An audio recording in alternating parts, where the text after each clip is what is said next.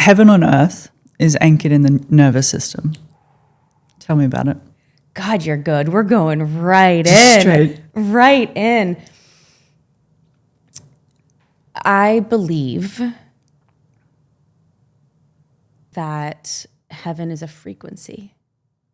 I believe it's a state of being, a state of peace, a state of love, a state of joy. And you cannot feel those feelings. You cannot be in that frequency from a dysregulated nervous system. So, religion tells us that heaven is this place that we go to after death, and I believe that heaven is something that we can experience here and now. However, it is experienced in the body, and most people are walking around disassociated, stuck in their head, not really in their body, without nervous system regulation. And I believe that that is the key to be able to experience what we all want to experience here and now. What is it that we want to experience? Peace, joy, love, fulfillment. And that's why I work with so many high achievers. And they've checked the boxes of success. They have the company, they have millions or billions of dollars, they have the family, that they have all of the things, and they don't feel fulfilled. They don't feel peace. They don't feel joy. They don't feel loved because they are dysregulated, because they check the boxes of what they thought would make them happy. And then they get to the point of realizing, oh shit, that's an inside job. Now we have to go within and do that internal work, the nervous system regulation, the what truly brings me happiness, what truly brings fulfillment. And yeah, it goes from the external to the internal. Why do most people not want to pull into the internal world then, if we're walking around in our minds? It's scary. It's scary to feel your feelings. It's scary to look at beliefs that you never chose for yourself. It's scary to question your own worldview that, again, you likely didn't choose for yourself. And when your entire life and family and business and livelihood has been built on a foundation of your perspective or your beliefs or whatever you think you're supposed to do, and then that falls flat, it's scary, because the one thing that you can stand on of this is truth or this is how it's supposed to be no longer exists. It's scary to feel emotions that you've suppressed for 10, 20, 30, 50 years. So it's easier to walk around numb than it is to walk around deeply feeling everything there is to feel. But if you're not feeling, you can't feel bliss, you can't feel joy, you can't feel love. So most people are walking around numb and feeling kind of dead inside. In some area of their life, your finances, your creativity, your sex life. But you can't feel fulfilled and joy and peace if you're not feeling. And that's where people get kind of stuck. The Venn diagram of those three that you just mentioned, finances, sex, relationship, I think was the other one. How do they overlap? It's all energy. So my primary lens is energy. Energy is my first lens. I'm highly clairvoyant. I'm a 4th generation psychic. And after working with many high achievers for many years, you notice patterns. And I notice patterns energetically. So people might come to me for their business or their love life or their sex life, whatever it is. And those are just the external symptoms of what's energetically happening within you, because everything is energy first and physical second. So the overlap in that Venn diagram between finances, love, and sex, it comes down to your relationship with your own energy, your relationship with providership, your relationship with resource, your relationship with your sexuality. And this shows up in a lot of different ways. So it's hard to say generally what that middle of the Venn diagram is without like a case study or an example. But I would say it's definitely your energy. And I track that in people's fields and see, oh, your bank account dried up and your sex life this, your love like this. Let's trace that, and we go to that that core root. How did you find out that you were clairvoyant? I did not know until like a month or two ago that this was generational for me, that this runs in my family. I thought I was the odd one out, this like black sheep spiritual chick in the family, you know? But even as a really little girl, it's just always been there. I was born this way. And it was around age 5 or 6 that I shut down my seeing, the clairvoyance, because it scared me. I saw things, I felt things. I didn't know the difference between the physical world and the spirit world. I sensed all of it. And so it scared me. I didn't have language for it. And so I guess unconsciously, I just kind of shut down that lens until I was working as a financial advisor in my 20s. And everything just flipped back online. And it was really a reckoning. You know, spirituality wasn't trendy at that time. There wasn't every celebrity has an energy healer, you know, it wasn't that culture. And so I really had to learn how to harness these abilities of seeing, feeling, sensing this intangible data that is available that we can all tap into. I just happened to have those senses turned on really highly. And so I had to really learn how to work with that. And that's how I ended up working with a lot of high achievers, because I could speak both languages. Being able to move through both worlds, what is the hardest part about that for you? Oh, God, that's a good question, because it's been hard. It's been hard. You know, sometimes, I mean, thank God I have psychic friends. I'll start there. Because there's experiences I have and things that I see, sense, feel. There's just things that you navigate as an intuitive that most of the world would just never comprehend. It sounds like a sci-fi movie. Like what? Let me think of a good example. Dating. In what way? So this is probably a couple years ago now, but I learned this dating that, you know, you can only meet somebody as deeply as they've met themselves. So if I'm good with vulnerability and I know my feelings and I can articulate my feelings, I'm only going to be able to go that deep with somebody who's also done that within themselves. And I learned in dating that, you know, I see people's energy. I see their potential. I see a lot of things. I see their inner child. And so there were times where I was dating somebody and they hadn't cultivated that same depth within themselves. And so what they physically were not able to talk to me about or share, et cetera, I would see psychically. And so I ended up having kind of 2 different relationships with the same man, one with the human that was in front of me, and the other, his higher self, his inner child, his unhealed wounding, seeing all of that. They would come to me in the shower. I'm falling in bed at night, you know, thinking about him, and his inner child would come to me, showing me the unhealed wounds, which are affecting why he can't communicate in this certain way, you know, and I can't talk to him about it because he wasn't open to that. So that's not something that chronically happens, but it's an example I can think of that's like, how many people, you know, have that experience where it's like I have 2 different relationships, like a psychic relationship and a human relationship. And that, you know, has taught me a lot of lessons over time to where, you know, if that's the case, it's just not going to work. We got to have this full alignment, only one relationship. But there's things like that where, you know, I see things in people, I know things about people that just because I see it or know it doesn't mean it's meant to be shared. Doesn't mean it's my responsibility. You know, for a long time, it's like, oh, well, I have access to all of this information. I see your core wound. I can help you with that. And it took a long time to learn that it's not mine to carry and it's not my responsibility. And to learn how to love people from a distance and watch them kind of be in their own cycles or healing journey or whatever it is and see exactly what it is and just step back and love them from afar, like a non-attachment.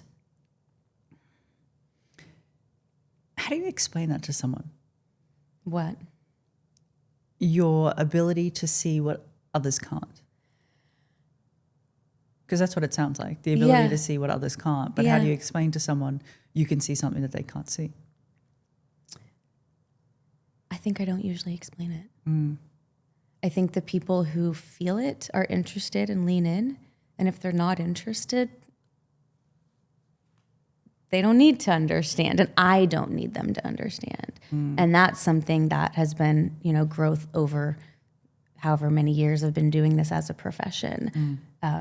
There's nothing to prove, and it's okay if people don't understand that. But I typically say that, like, I'm clairvoyant. I'm a former financial advisor, 4th generation psychic, and I have a gift for tracking patterns, tracking the patterns that are shaping your life from the bedroom to the boardroom and beyond.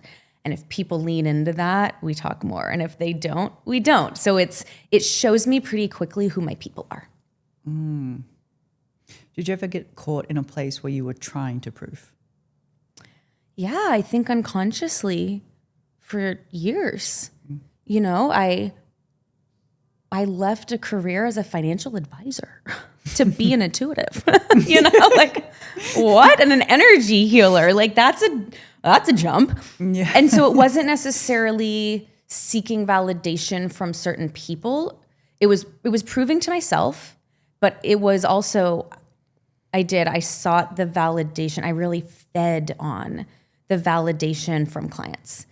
And for years I've just gathered pages and pages of testimonials, because anytime I would question, anytime I'd be like, what the fuck am I doing? This is crazy. I would go back and read these testimonials of saying this changed my life. Oh my God, and so I really relied on that way too heavily for a long time, where my sense of fulfillment was coming from other people's experience of my work. And, I as soon as I saw that, I was like, well, shit, how come all of these people are saying it changed their life, they're living the best life, and I'm unfulfilled? Something's got to give. And that was a part of me, uprooting my life, shutting down my big money makers, moving to Orange County, rebuilding, this next phase of my career, because I was still coming from a place of needing to prove something to myself. Even when I made more money in my business than I did in finance, there was still this seeking. And so it's taken some unraveling to let go of that. What was the core of the seeking, like, for yourself? I think I've always felt this really deep sense of purpose. Since I was a little girl, I've always seen myself on stages or on screen or with mics. And, I've seen myself having some sort of impact. And I had no idea what that was, but it's been in my psyche since I was a child. And so I've felt a really big pressure to use my gifts to make a massive impact. And so that was a really core of the seeking of, like, I'm falling short. I'm falling short of my purpose. I haven't gotten, my message or my work out there. I haven't fully published my modalities yet. I'm behind was really core for a long time. And I still feel it, that's still there, but it doesn't, I guess, have a chokehold on me like it once did. Mm-hmm. The desire to have impact. Tell me about it. There's something about being guided by something greater than yourself. And I think because I am so energetically sensitive and aware, I know on a deeper level that we're all connected. And having that sight and that knowing, and a desire to be a part of something bigger than myself, because I'm a speck in the cosmos, there's something about that gives a sense of purpose. Why are we here? What are we going through all of this for? There's so many struggles and challenges in life, and I feel like I have been bestowed with really powerful gifts. And it almost brings me to tears to talk about it. Like, I feel a weight of responsibility with that. Like, that's not just for me. That's to be utilized to help people, to do something with. And that can be sneaky, because the ego can come in and be like, I'm important. I'm helping all these people, so it's a fine line to walk. It's like that superiority complex. Yes. Yes. If you have the ability to see what others don't see, couldn't you use that in your advantage? I could. But integrity is my number one core value. And I'm not all knowing. You know, every intuitive has their own specific lenses that we see through. So I don't have all the info in the world. You know, God, a human brain could never comprehend. You know, we could never hold or understand that much information. But yeah, I mean, if I wanted to manipulate, if I wanted to control, I could absolutely do that emotionally, mentally, energetically. That doesn't feel good in my body. Like that doesn't feel good to me. I'm all about sovereignty. So when I see something, if I'm working with somebody or if it's a close friend and we have that relationship, I have no interest in just being like, hey, you, that there. But I can help guide you to see it in yourself because that keeps you in your power. I don't want to have the power. I don't want people to come to me thinking I have answers or I'm the fix, you know, or I'm the savior. No, my God, I want nothing to do with that. But to be in my power and help you be more deeply in yours, that turns me on. That's exciting. That's like, yes, you know, we all have this power and let's get in it together. And I notice my body even like opens and lights up. And that feels exciting to me. The alternative of manipulation and control or using to my advantage is more of an extractive energy. It's more of I'm gonna shape something the way that I think it should be or I want it to be. And that is not sovereignty. That's not keeping you in your power and me in mine. It's more of an enmeshed extractive energy. And that is what we see in the world at large. That's what we see in these big government and politics and industries and corporations. You know, that is the energetic dynamic that has infiltrated most of the world or the society that we live in. And that's what's crumbling right now. So if I'm hearing you correctly, if we look at the government and politics, right, and if they try to extract or like there's a power dynamic through manipulation, are they aware that they're doing it? So that's a good question and a layered question. My perspective, I see it like a pyramid, right? Like I'm so not political because I just see a much higher perspective, so I can't even get into it, but I see politics, the left and the right. And then above that are the people pulling those political strings. And then above that are the few people in power that are in charge of everything else. Yeah. So I think the puppets in the game, the politicians, the Hollywood, the corporate conglomerates, you know, I don't think that they are necessarily doing it on purpose. I think it's unconscious programming.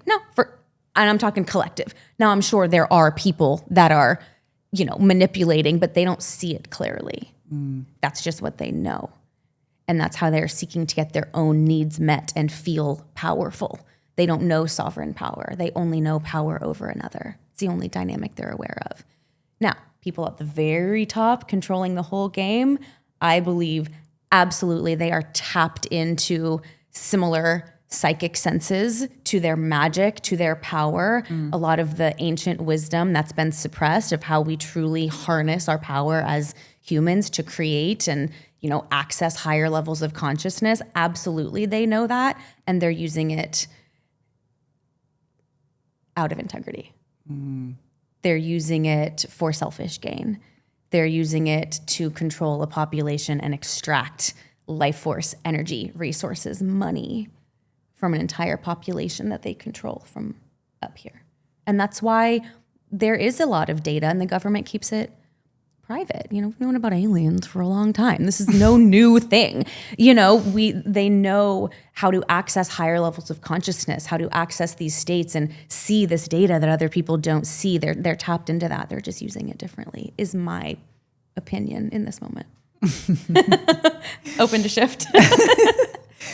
It's an interesting perspective, and it's like the same, like if we use different terminology, right?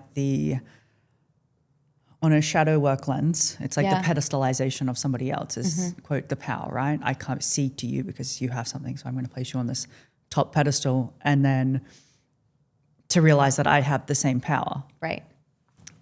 So if I'm hearing you right, it's like, no, you don't want me to be pedestalized.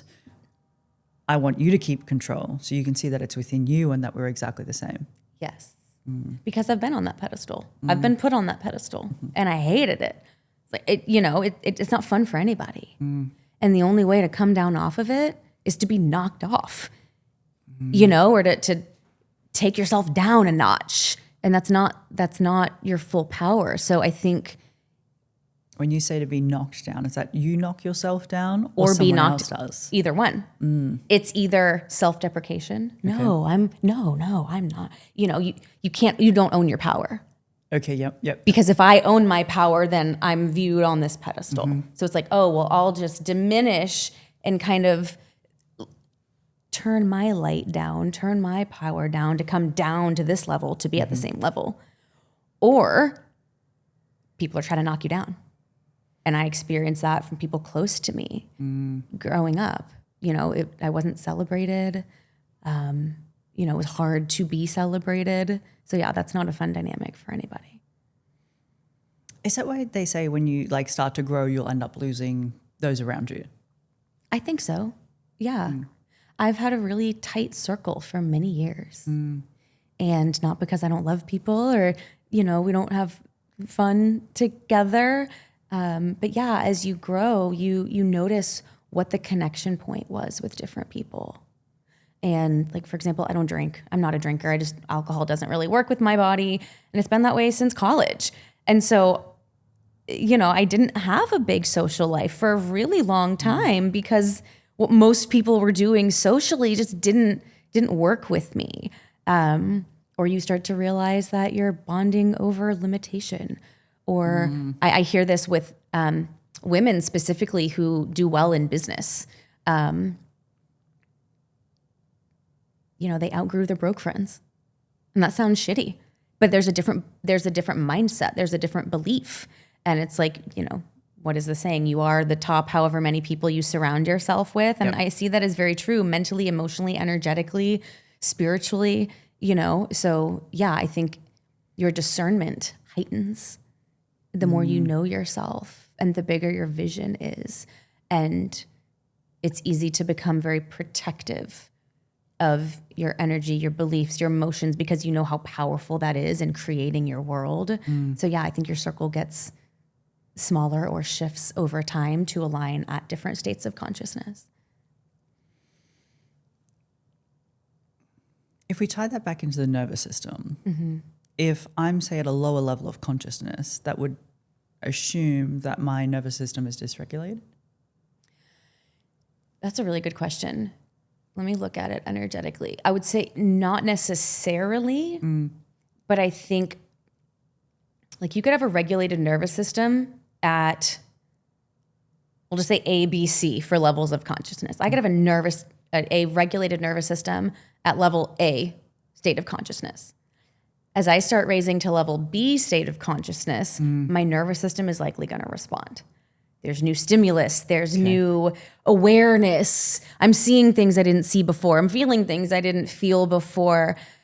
So the nervous system then has to regulate in this higher state of consciousness. And that is the growth game that I see as a consistent thing in life, in business, with different financial thresholds, with different visibility thresholds, with deeper relating, definitely with your sex life. So I think the nervous system has to not just regulate, but find kind of its homeostasis at each level that you progress to. Because you've always had those big visions, right? Almost a knowing, I would call it. Yeah.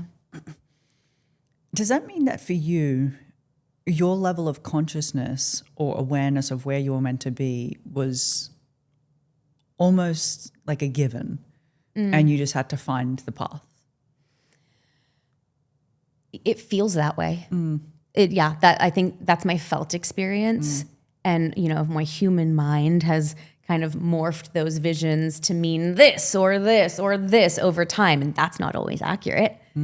But yeah, I feel like on a soul level, I came here for a reason with a purpose. And I think a lot of people feel that way. Not everybody, but I think a lot of people feel that way.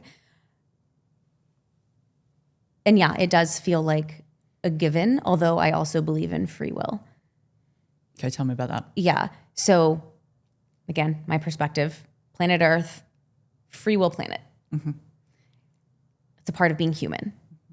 And we get to co-create our life.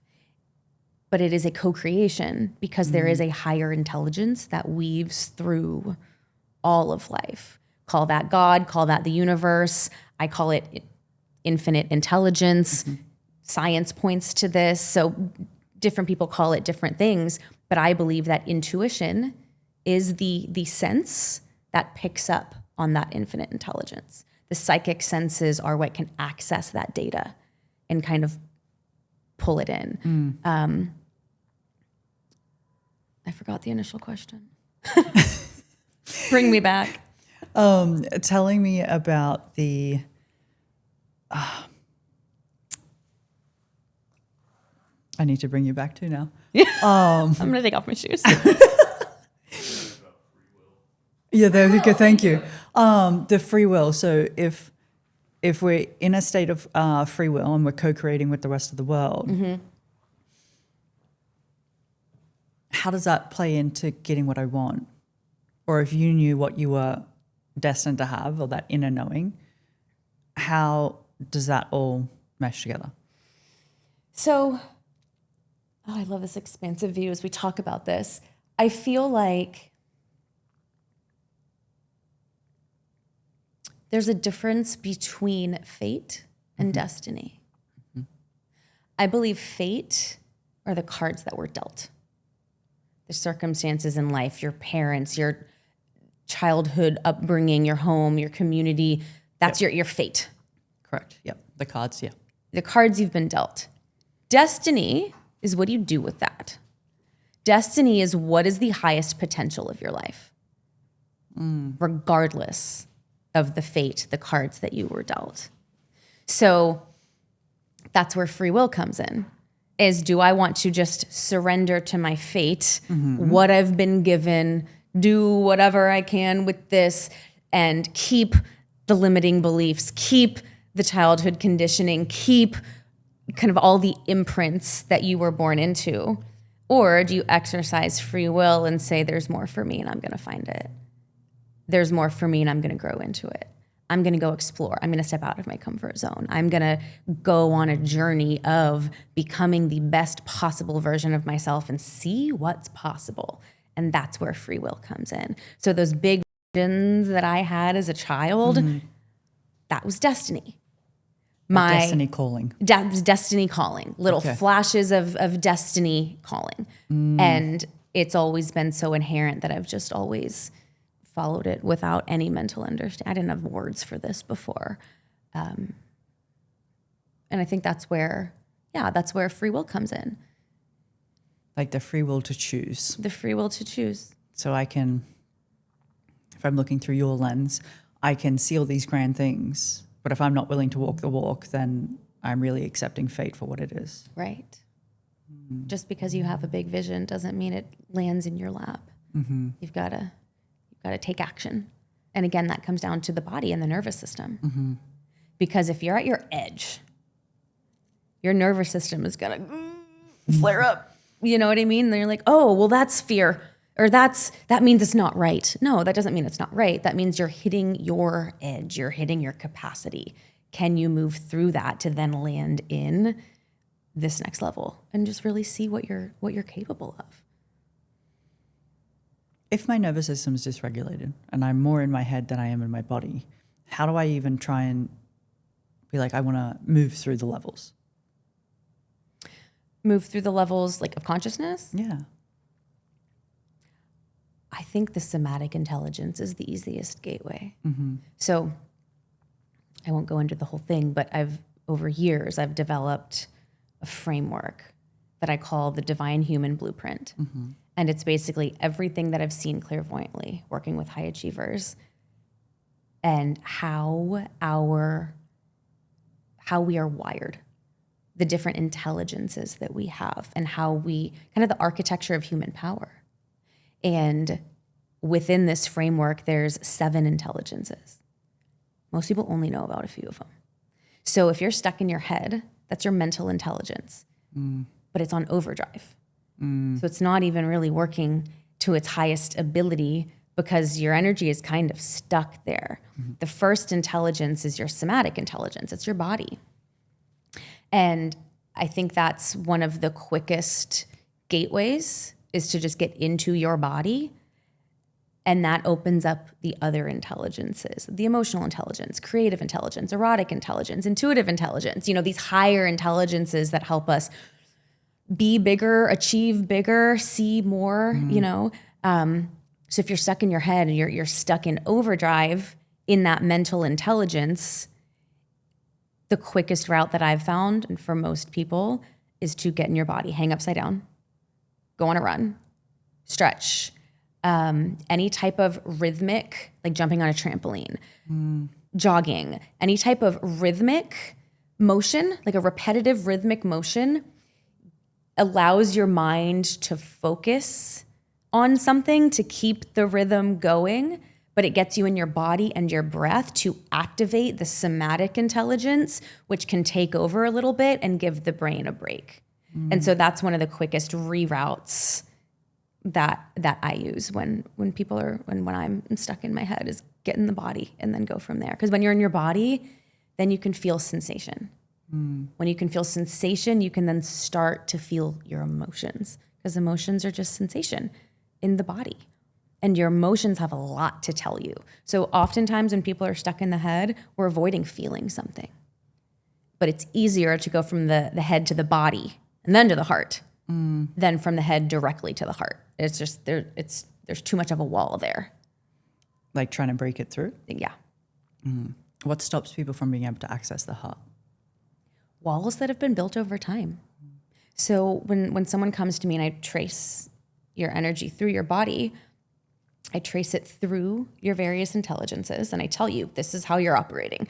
You're stuck in your head, you have heart walls here, this is what's happening here. Intuitively, you're kind of on, ooh, this sense is coming on, this one can be turned up. It just kind of give you a lay of the land. It's like a diagnostic. And usually when I get to the heart, there's walls built around it from emotions that either you didn't know how to process at the time, or it was too much, too fast, too soon to process at the time. And then you build walls to protect yourself from feeling what was never fully resolved. Usually that also links to a belief. I'll see a mental imprint in the mind of the story or the narrative that was created. And then I see those neural pathways in the brain, and I see how that continues to create more of that in your life. So again, you trace the energy, and then you see how it manifests in physical reality. But the heart specifically is where most people have a lot of trouble, because even culturally, we're taught mental intelligence is valid, and that's what is rewarded, and that's what makes you money, and that's what makes you good. We're not taught to value your feelings and be vulnerable. I mean, nowadays people talk about that, but when we were growing up, we weren't rewarded for that in school. Of saying, very true, teacher, this is how I feel about something. Well, I don't care. This is what it says, and this is what you need to regurgitate on the test. So there's a lot of conditioning built around it as well, where entire mental frameworks need to shift to even feel safe to be in your heart, because we live in a productivity culture. And for us, productivity, we're told, comes from the mind, from your mental intelligence. And that can only get you so far. It's a very limited intelligence, which is different than we're told that it's the highest one and we value it above all else. Like it's actually quite limited. And, we can expand it a lot, but there are other higher intelligences that we can tap into, and we have to get out of the head and into the body and into the heart for those higher intelligences to open. The way you talk, it sounds like everybody has access to these. 100%. They're just unaware of it Yes. because it's deemed crazy or woo-woo or both. Yes. Okay. Or demonic, according to religion. Okay, that's actually, yeah. How does it work with religion? Because obviously religious groups will have a certain ideology or view of how they look at the world. Do they overlap or are they two separate things? Or is religion just a construct? I think maybe all of the above. So my experience with religion is Christianity. So I can only speak from my experience there. I do believe that most religions do have overlapping core fundamental truths if you trace them back to their core. However, I think most whether it's religion or different, even Tantra and Kundalini and just all of these lineages have a lot of distortion from the core of what, Of course. how they were born to how they are today. So there's distortion in everything. Yep. We can start there. Yep. My experience with religion and spirituality is we are all spirits and bodies. So we can all have our own experience of that. Religion, and I'll say Christianity because that's my experience. I was raised going to church and Christian and all of that. And that was my first introduction to a higher power, to God. And I always felt that connection. I was just taught from religion that was called God and that these are the rules and this is everything built around that connection that I always felt. That was the context that was given to me. In college was my dark night of the soul and the beginning of my spiritual awakening. And I started questioning it. I'm like, wait, but God is all loving, but will also damn us to hell if we don't believe Jesus is our Lord and Savior. Like, does not compute. How can you love me unconditionally and send me to hell? Like this, I don't understand this. And so I questioned all of my beliefs, and it was one of the scariest things that I've ever done. Going back to earlier in the conversation of why don't people look within, it's fucking scary to question beliefs that you've had for so long that your reality has been built upon. When that goes away, there's very little to cling on to. It's all unknown, and that's very scary for the mind and for the ego. But my experience with it has been, religion was a way for people to control the masses. Yeah. Right? And I physically experienced in Greece, we hear that the Roman Catholic Church built their churches on top of these ancient sacred sites and all of that and twisted the narrative. Like, we hear these things. But I saw it with my own eyes when I was in Greece, and I went to, it looked like a temple that was kind of calling to me. And I was like, all right, I'll come see you tomorrow. And I get there, long story short, it's the Church of the Holy Mother. And I look around and there's nothing depicting the Holy Mother anywhere. And typically at the front of a church is like Jesus on a cross. Or there's some big statue or emblem. Nothing was there. The only picture in the entire place of the Holy Mother was on the left wall, and it was her on her deathbed, surrounded by men with Jesus blessing her. And I was sobbing. Just something felt off, just energetically. I was having very psychic experiences, just like, where am I? Something is off here. And so I walked around the perimeter to the front where the statue would be, and there was like a door cracked open, and I peeked in the door, and the woman at the front said, "You can't look back there, only the priests can go back there."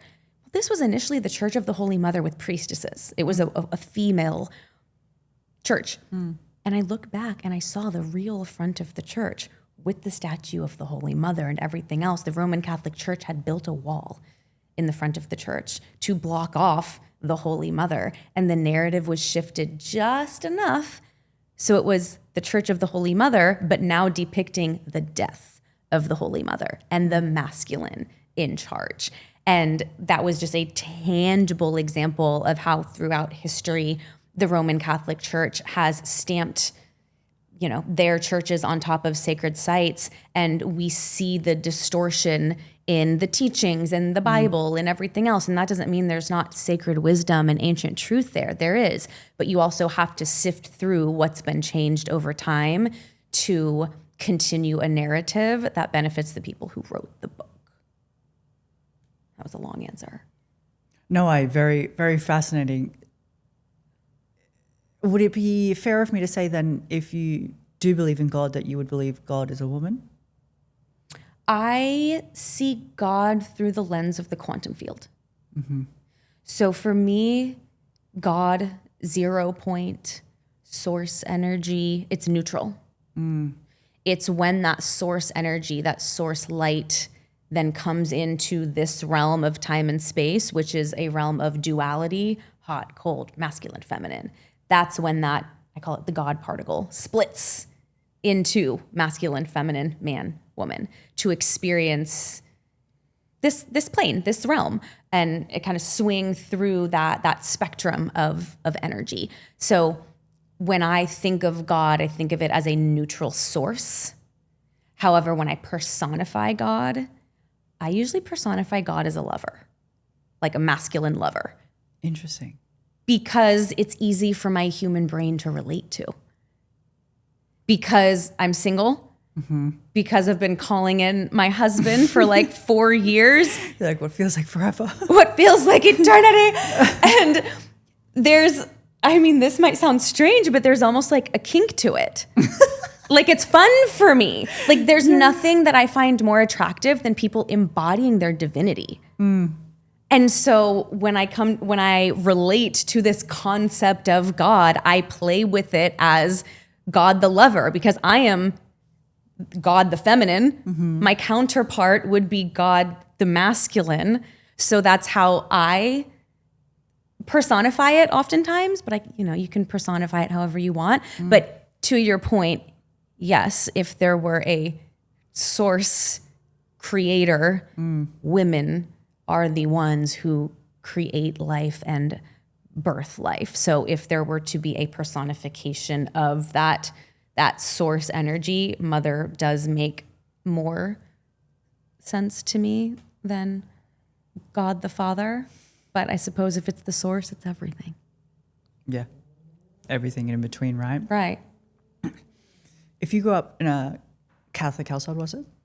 Mom was Catholic, dad was Presbyterian. How did that affect you, knowing that you had these abilities? I wasn't really aware of any of the church's teachings or warnings about psychic stuff growing up. So it wasn't really on my radar.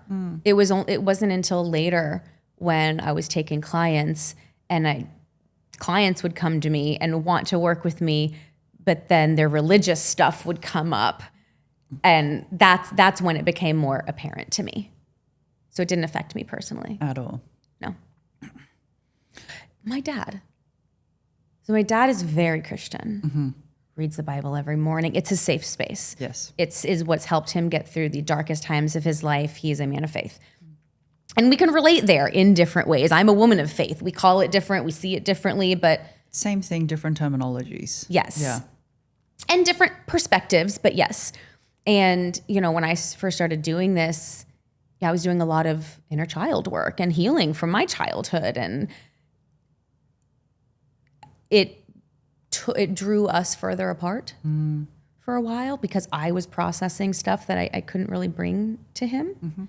And so I remember there was early on, he was like, well, I don't know if this is a good path, if it's taking you away from your family, and you got to be careful what you're connecting to. So there was some of that kind of fear of, you better make sure it's God or it's Jesus, it's not demonic, that kind of undertone of warning.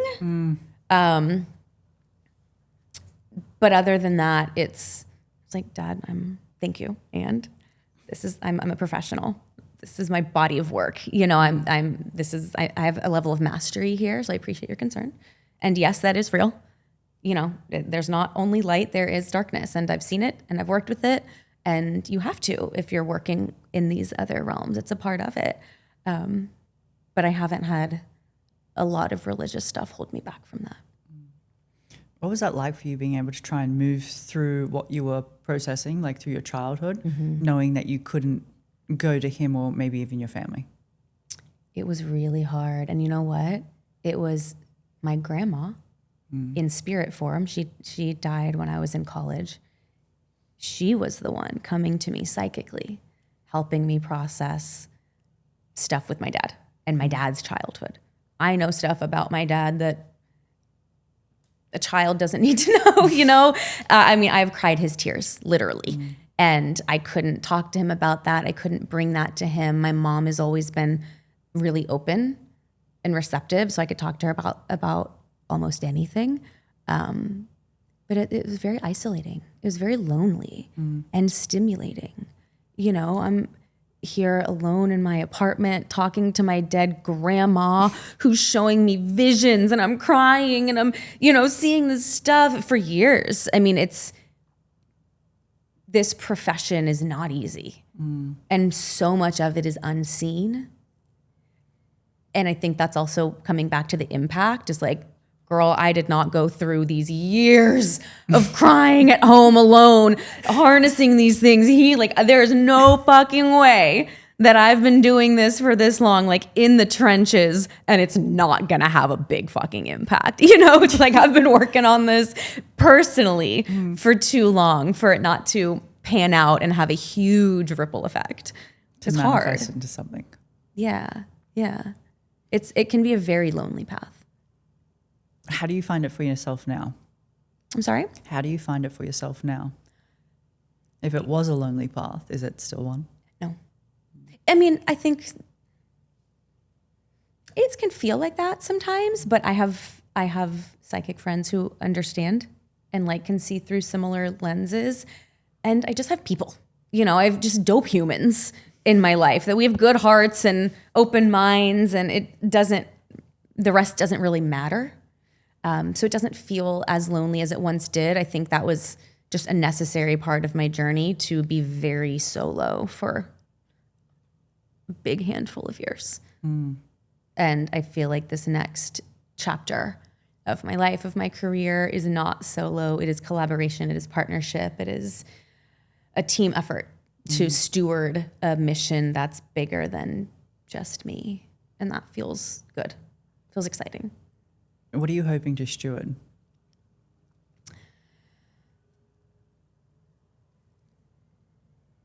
The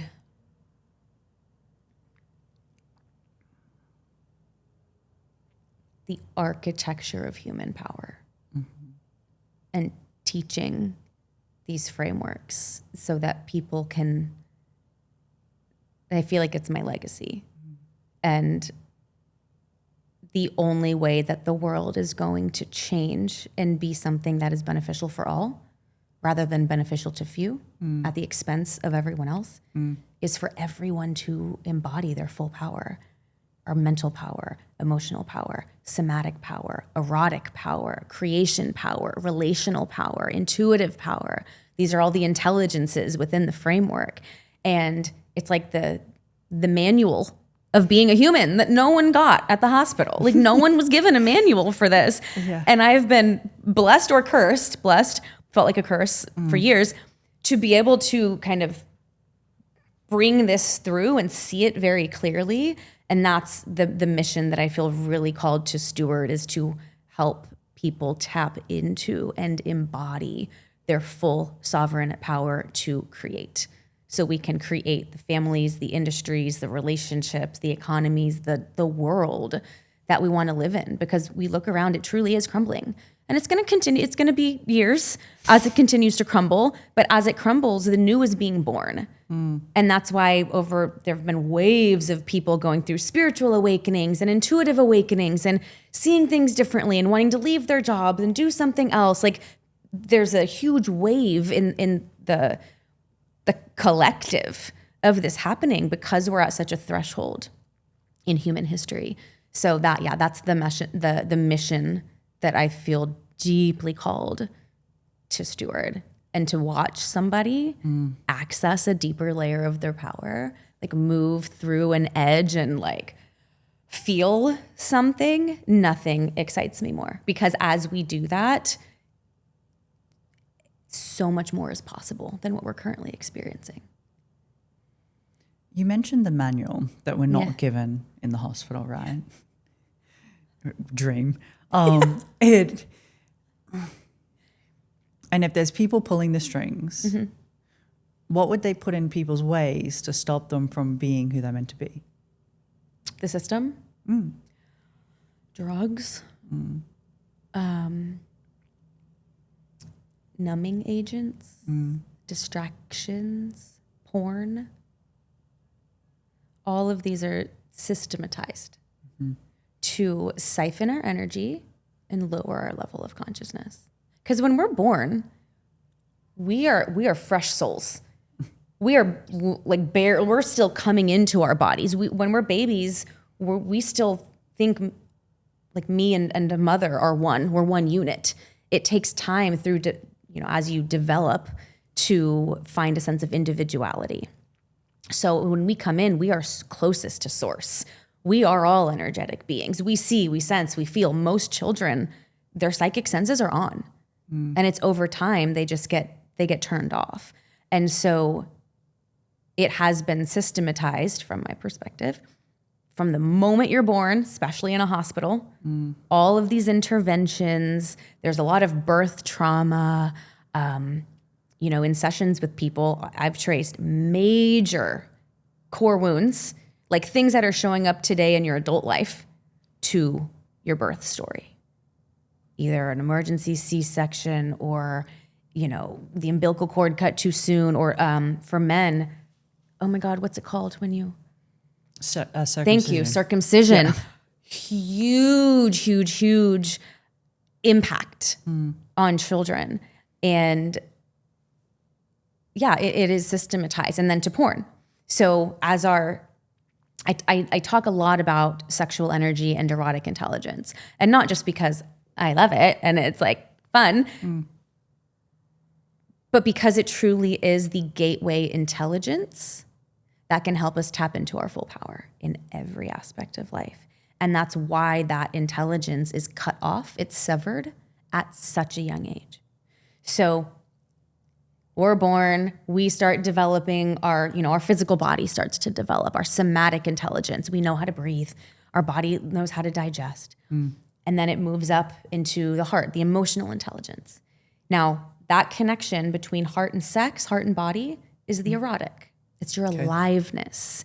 No, it's not just about sex. It's aliveness, it's passion, it's your creative engine. So when your life force energy can fully flow between heart and body, heart and sex, that is the erotic, and that's your creative engine. Now, at a young age, I imagine you can remember for yourself, most people can remember, when you start to feel that sexual energy kind of arising. Yeah. Do you remember it? Yeah, 100%. Okay. Do you remember first starting to like experiment with that or explore that? Yeah. Do you remember it feeling innocent? Like, what is this? Yeah, like a deep curiosity. A deep curiosity, because it's this like tidal wave of power and sensation that we're not taught about. We don't know what to do with it. And then there comes a point where it no longer feels innocent. Either it's shamed, it's wronged, we're taught to do it in secrecy, or we're taught that that is to be done with somebody else. We're not taught about that within our own bodies. And so that connection between heart and sex, that erotic channel, that creative engine, is severed. And then what do we have? We have porn. So no, don't actually explore that within yourself. Here, go look at this to get information on what this is, which is fully distorted. It's not true. I mean, most of it, it's not what women like. It's not actually pleasurable for women. It portrays, now there's all different flavors. I don't watch porn, so I don't know what's out there these days, but Garbage. Like, I can tell you, nonsense, rubbish. And so it's severed. And then we learn this distorted view of sexuality, sensuality, relating to another person. And then it's a psychic implant in my perspective. It's rerouting our energy from the way that it naturally flows up and down our own channel to, as it flows up, it gets severed. And then to try to explore that, we go talk to somebody, or we look at a magazine, or we watch porn, and it reroutes your energy from sex, from your body to your brain, and it bypasses your heart completely, which is not the way that we're designed to operate. And that's interesting. It's fascinating. And this is all just discovery from being in people's energy fields. I've seen it. This is just data that I've accumulated over the years. And that's why in our culture, we see either they've been married for 30 years, but they haven't had sex in 10. Or great sex life, not really emotional, in love, heart connection. Yeah, it's just strictly physical. Strictly physical. They don't, that heart connection isn't there. So again, we can have sex with a severed erotic channel. You can have sex is your somatic intelligence. That's the primary. That's the primal. That's the first one. You don't need any of the other intelligences to have sex to procreate. But your creative engine, your creative intelligence, and the true deep fulfillment in relation with another person comes from your sovereign system meeting another sovereign system. And most people are not operating in a sovereign system. We have disconnects and reroutes, and then we try to get our needs met through another person. So rather than being our own closed circuit light bulb that lights up, and then another light bulb and two light bulbs come together, it's two broken circuits that can't light up on their own. And so they plug into each other to try to light up, for lack of a better phrase. Is this making sense? No, it is to me, and I find it very interesting and fascinating, actually. Okay. And it's like almost like the severing, right, how you mentioned earlier, of like the disconnect between our sexuality, right? Mm-hmm. If young boys are pointed to porn, young women are shamed, but how dare you want to have sex? Like, how dare you? Especially in the church, right? Or religious structures, right? So then it makes sense that our disconnection from our creative life force, as you call it, is done from the moment that it goes from a curiosity to this is shameful.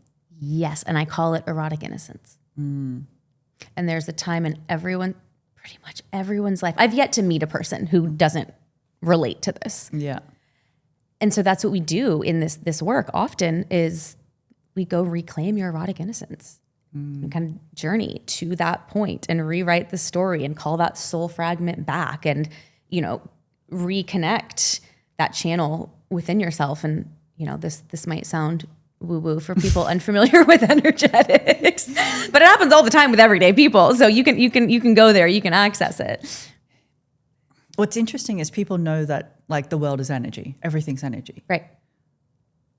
But it's almost like that's where they stop. Yes. But to go further, it'd be like, no, that's a bit crazy. Yes. Is it though?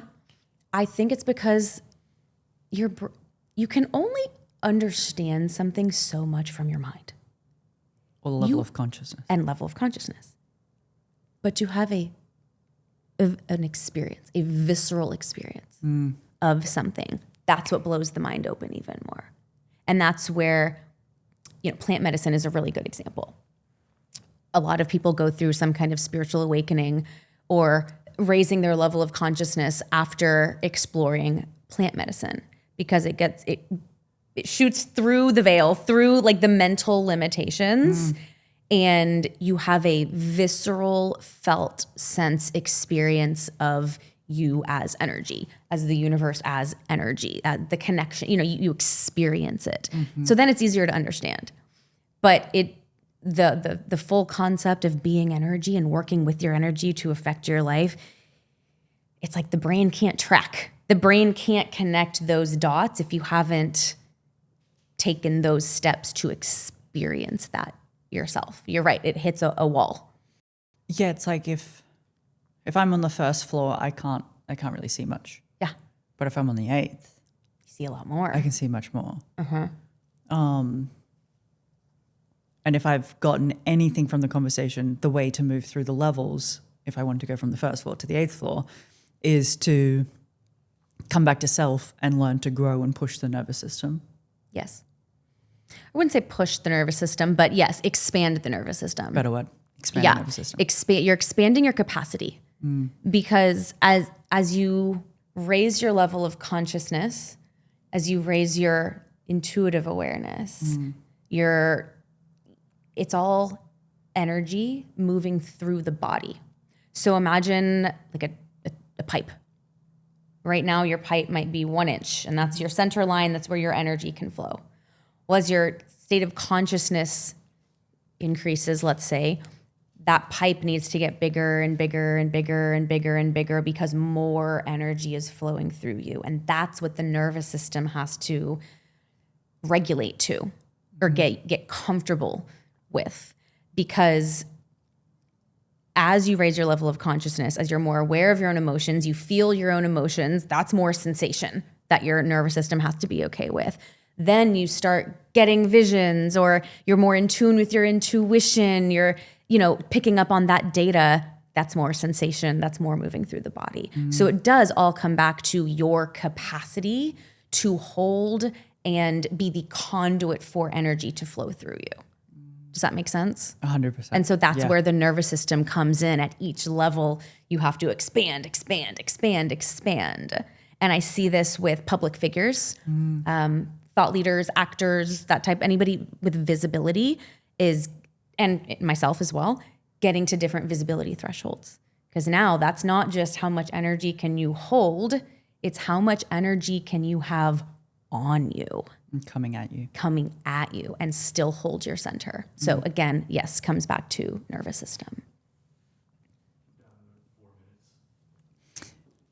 Is there anything we haven't touched on that you wish we did? Good question. I feel like anything about either the sexual or the erotic, because I know we've had conversations about it. I don't know if there's anything specific there that you want to double click on, but you ask really good questions. So if there's anything there, I'm open. If I wanted to learn more about it, how could I dive into it? If I'm like, this is woo-woo and this is absolute batshit crazy, but there's something in me that's like, oh, maybe. Where do I start? I would say get naked and go to the mirror. Get naked, go to the mirror, and look at yourself. And make eye contact with yourself. Look at your genitals. Touch yourself. Get to know yourself, because you can't hide from yourself in the mirror. Emotions will come and you're going to feel them. And can you be with yourself with that? Can you watch yourself cry? Can you watch yourself feel pleasure? Can you watch yourself contract and feel very uncomfortable? All of your stuff is going to come up. So I would say first step, because it is about coming home to yourself, is take yourself to the mirror and just be there.